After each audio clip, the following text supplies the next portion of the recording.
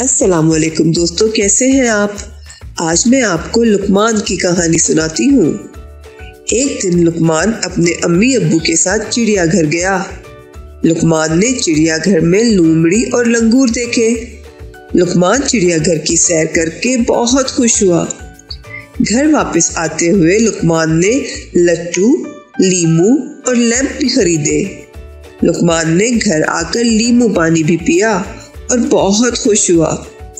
हमें भी लीमू पानी खूब पीना चाहिए। दोस्तों, लट्टू, लीमू और लैंप की शुरू की आवाज है। अरे ऐसे बोलो। मेरे साथ मिलकर बोलो। आओ कुछ पढ़ते हैं। लट्टू, लीमू, लैंप।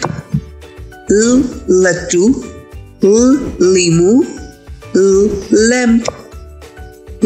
लट्टू, लीमू, लैंप।